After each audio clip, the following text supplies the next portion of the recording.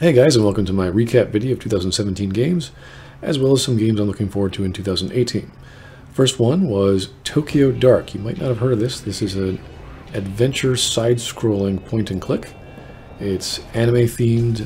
It has some Japanese voice acting. It's horror, so there's some psychological elements to it. It even has a gameplay system based on your mental state. So let's say you get stuck, and you will get stuck in adventure games, and you backtrack. So if you click on things again that you've done like for the second or third time, your neurotic level or your neurosis level will go up, and other things like investigations. So if you're investigating things a lot, you click on them a lot, that will go up. So it's playing with this system of, you know, are you being professional? How professional are you? And does that get you into a trouble? Does that make you get stressed out? I haven't quite explored enough to see how it's changing the games so much. There are some elements where I'm just walking by and like things flash on the screen that are supposed to be horror themed, so I don't know if that's intentional in certain scenes or it happens all the time. But it's definitely interesting. I want to finish it to see what happens, so I'll pique my curiosity. Next one is called Tower 57. This is a guy called Benito Sub who's doing it. I follow him on Twitter. He is a pixel artist, so there's lots of cool Smash TV sort of look to it. I guess they call that top-down stick shooter, I think. I've never really got into that genre, so I don't know. But it's based in a dystopian, not steampunk, dieselpunk theme. It's like a 1920s, and you have all these weird characters you can play as.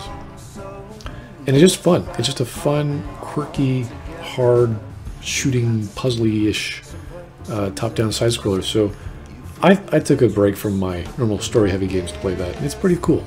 I love the visuals. The pixel art's not over the top crazy or too flat, but it's bright and colorful and lots of guns to shoot, which is always cool. Next up is Battle Chef Brigade. Imagine if Iron Chef meets side-scrolling, monster hunting, and then Bejeweled. Like, that's pretty much the game. It's partially voice acted, you know, lots of beautiful anime art. Think of Bejeweled if you had like a reticule that had 4 and you could rotate things. It's supposed to simulate the idea of stirring a pot. So you can actually put things into a pot, have it simmer, go out to the yard or kitchen stadiums, whatever, outside, and start killing like dragons and birds and other monsters, taking whatever you get from them, throwing them into your kitchen, mixing them up, matching 3. You get certain pots that can match 2 or only match certain colors faster. All kinds of fun little things. I'm not through with it yet. There's some puzzles I haven't solved yet. But it's a neat idea. And again, it's another side-scroller, so I'm obviously playing a lot of side-scrollers here. The next one up is Battle Chasers. This is a long time coming. It's called Battle Chasers Night War by Joe Madureira, based off his original comic way back in 2000. And I think it actually works rather well as a game. It is a turn-based adventure action-ish game. It's got some voice acting. Very beautiful. Very nice to look at. Music is nice. It's kind of in between. So if you know about the comic, and most people who know comics during those years love his art style, and he actually quit comics to study video games, and he came back, like, you know, 15 years later to make this thing, and it works so well. I wouldn't say it's perfect, but it's a lot of fun. There's degrees of difficulty as you go into a dungeon. You can crank it up, and there's all kinds of loot. Like half the game is loot, so you get all these wonderful things for your giant metal golem or your swordsman or your magician. So there's these great characters, and they all have a little part to play. It's not story heavy, so it's nothing complicated. It's nothing like a Planescape Torment or things that you might expect from me. But for nostalgia, it's just right on there. The art style is fantastic, and you could pick it up and put it down at any time, for me at least. Okay, the next one I've talked about before is called Regalia of Men and Monarchs. This is a Final Fantasy Tactics-ish, Persona-ish, castle building, city building style game. It's from the guys at Pixelated Milk. They've been fairly successful with it. It's primarily a comedic game. Like, the themes are not rising to power, but trying to get by. You inherit this lot of land, which is an old kingdom. There's all this money and debt you have to pay off. So you're sort of straddled with, geez, do I want to stay here? And what happens if I do? A lot of people on the forums, they're pretty cool. But because it attracts that crowd, they want to see you know, the social links from Persona, they want to see relationships. There are no relationships in this game. It's purely Final Fantasy Tactics style game and city building with social links. So lots of cool characters, all goofy, all weird, all for the fun aspect as opposed to the dramatic aspect. There is a little bit of drama, but only near the end. It's not a big deal. And of course the big one, which a lot of people have asked me to look at, I've been too busy playing it to have time to actually, you know, get my thoughts together. This is called Divinity Original Sin 2. This is a hell of a game. This is a turn-based 3D isometric-ish action-adventure RPG from the... I don't know what world that is. I know that it's the same world as Dragon Commander, which I actually really enjoyed. I should probably talk about Dragon Commander. This sort of game is just constantly being polished after its release. The support is great. The developers are great. It's just a beautifully done, detailed game. And detail is the main word I could use to describe this game. It is so much going on. Every aspect of the environment has something for your mouse to look at and inspect and combine. You can make recipes out of things. You can telekinesis, can just pick things up out of the ground. You can teleport things, including yourself. That's actually how you solve a lot of the puzzles at the start of the game, is to teleport yourself to certain areas.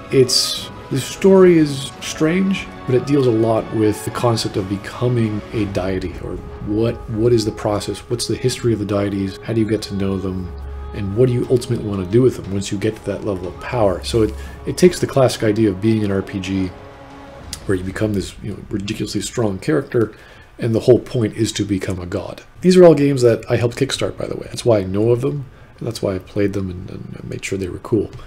The one game that I've been playing that I didn't kickstart, which has been around for a while, it's on mobile devices.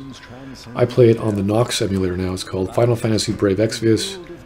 This is just nostalgia for me, and whatever else Gumi can come up with. It's just fun. It's taking all the sprites, even from Final Fantasy VII and up, putting them to 2D. I think Cloud came out in December. It's just fun and cute and silly. So yeah, check it out if you like Final Fantasy series or anything by Squaresoft Enix. Now for 2018, there are some games I'm interested in, and there's not too many, unfortunately. But I don't know what else is coming out this year, so maybe you guys can tell me. But the first one I'm interested in is State of Decay 2. This is kind of like a Walking Dead episode you get to play and live in. It's kind of similar to the browser games. There's a lot of zombie survival games I used to play called The Last Stand, I think, where you try to survive in an area and then you expand and you get people to help you out, and then you build up your defenses, and someone gets water, someone gets ammunition, you train them, that sort of thing.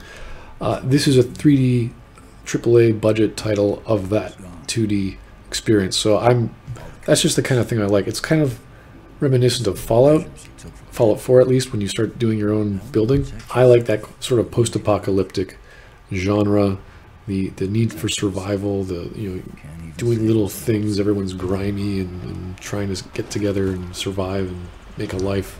That's cool. Then of course there's the big one, Red Dead Redemption 2. I've never actually played the first game. The second game looks a little more interesting, and it's going to be a quality product, hands down. Not much more I can say about that. It's coming out on June 8th. Looks fantastic.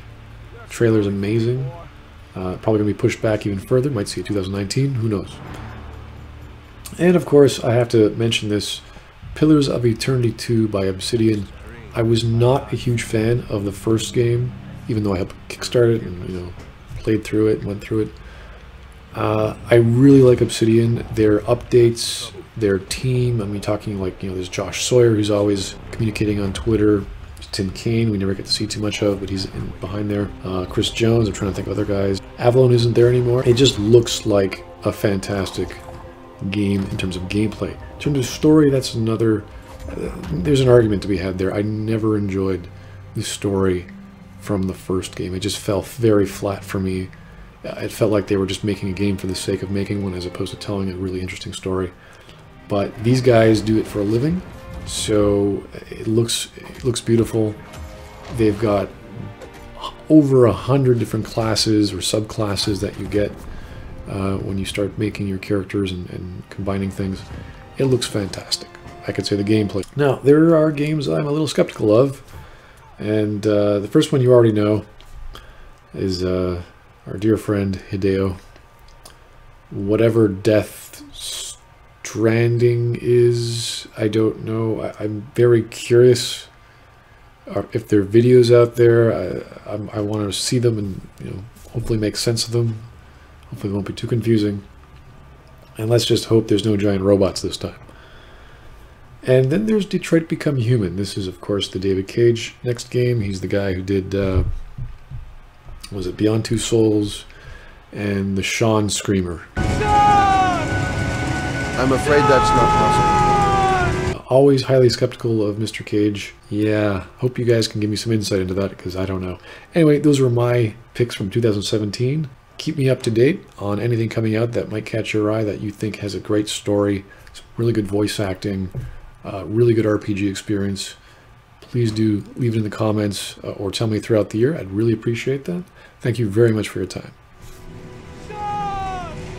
I'm going to have to kill you both. I'm sorry. You are